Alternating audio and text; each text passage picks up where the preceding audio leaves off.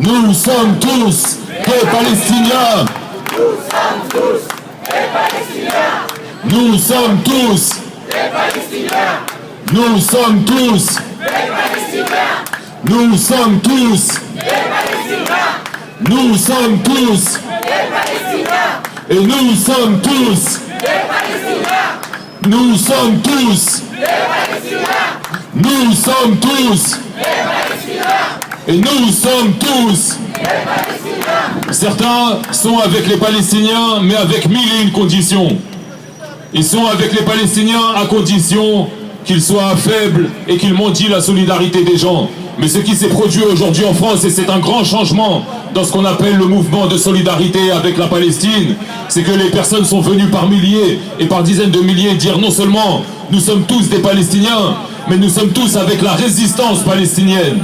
Nous sommes tous avec les Palestiniens, pas seulement avec ceux qui sont massacrés, pas seulement avec les familles ensanglantées dans les décombres de leurs maisons, mais aussi avec ceux qui portent les armes, parce que la résistance armée est légitime contre l'occupation, contre la colonisation et contre l'armée israélienne. On a fêté ici en France, il y a quelques semaines, sur le parvis de l'hôtel de ville, la libération de Paris contre l'occupation nazie. Et que je sache, la France ne s'est pas libérée de l'occupation nazie en demandant pitié à l'occupant nazi ou en demandant leur solidarité et leur soutien moral au peuple du monde. La France s'est libérée de l'occupation nazie en prenant les armes. Un occupant qui occupe militairement un pays, on le chasse par les armes. Et du coup, quand on a dit nous sommes tous des Palestiniens, on a dit aussi nous sommes tous avec la résistance. Nous sommes tous avec la résistance. Nous sommes tous avec la résistance. Nous sommes tous avec la résistance. Nous sommes tous avec la résistance.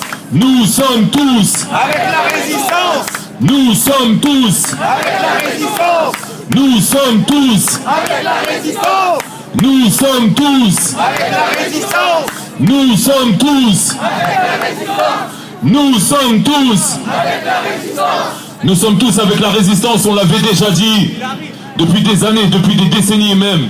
Il y a une nouveauté, c'est que cette résistance, elle a aujourd'hui les moyens de faire en sorte que l'ennemi paye le prix de l'occupation où qu'il se trouve.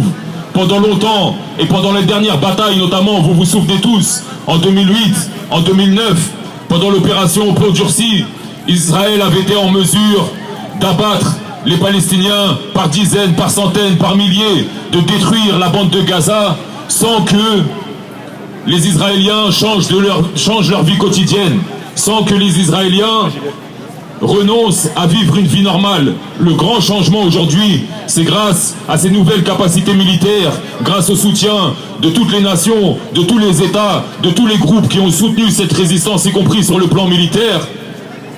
Il n'y a aucun Israélien qui n'a pas aussi payé le prix des crimes que son armée menait dans la bande de Gaza. Ils ont été mobilisés par milliers, par dizaines de milliers comme réservistes dans l'armée d'occupation, dans toutes les villes et les villages, les colonies israéliennes autour de la bande de Gaza. Ils ont été obligés d'être dans les abris quand les Palestiniens étaient dans les abris et ils ont été bombardés quand les Palestiniens étaient bombardés. Et du coup on l'a dit, et c'était la première fois que c'était dit à Paris, et je vous demande d'être fiers quand vous le dites et d'être convaincus quand vous le dites.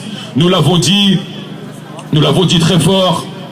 Vive les roquettes de la résistance. Vive les roquettes de la résistance.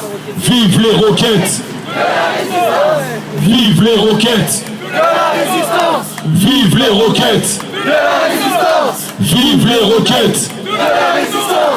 Et vive les roquettes de la résistance. Vive les roquettes de la résistance. Et vive les roquettes de la résistance.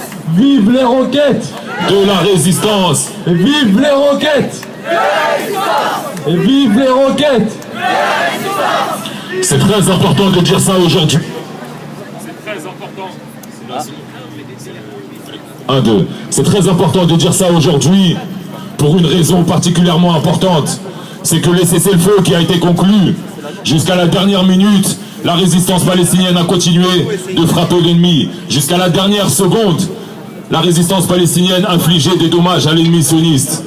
Et aujourd'hui, Israël, l'entité sioniste, mais derrière elle, notamment la France, ce gouvernement complice des crimes de guerre israéliens demande une chose comme condition à la levée du blocus, à la construction d'un port et d'un aéroport dans la bande de Gaza. Leur condition, c'est de désarmer la résistance. Est-ce que vous êtes pour qu'on désarme la résistance ? Est-ce que vous êtes pour que le gouvernement français demande qu'on désarme la résistance ? Clairement, en prenant cette position, le gouvernement français a montré encore une fois, après nous avoir réprimés, après nous avoir interdit de manifester, qu'il était totalement et sans condition avec Israël, avec ces criminels de guerre, avec cette armée sioniste qui n'a de respect pour aucune vie, ni même celle des enfants et celle des innocents. Et du coup, il est absolument nécessaire d'être extrêmement vigilant et d'être extrêmement ferme, car effectivement, si nous sommes aujourd'hui pour fêter la victoire de la résistance, si nous avons appelé cette manifestation « Consolidons la victoire », c'est parce que la victoire dépend aussi de ce qui va se passer à partir de maintenant. C'est seulement en étant extrêmement vigilants, en restant mobilisés, en continuant d'organiser notre soutien ici à la résistance, que nous aurons la possibilité de faire en sorte que ce pourquoi sont tombés les martyrs, de ceux pourquoi ont été blessés et amputés, y compris des très jeunes enfants, de ceux pourquoi les maisons qui ont été détruites, les universités qui ont été détruites, les mosquées, les églises qui ont été détruites, que toute cette destruction n'ait pas été une destruction vaine, mais qu'elle ait servi effectivement à faire avancer la lutte du peuple palestinien pour son indépendance, pour son autonomie, pour sa liberté. Et pour cela, il faut effectivement continuer à se battre avec le peuple palestinien jusqu'à ce qu'on ait la réalisation de l'ensemble de ses revendications. Et ça a été dit de façon très claire. Est-ce que certains ici ont vu les déclarations de Abu Ubaïda, le porte-parole des brigades Izz ad-Din el-Qassam, juste après le cessez-le-feu? Il s'exprimait au nom de l'ensemble des factions de la résistance palestinienne. Il s'exprimait au nom, bien sûr, des brigades Izz ad-Din el-Qassam, mais il s'exprimait aussi au nom de Sirayat el-Quds.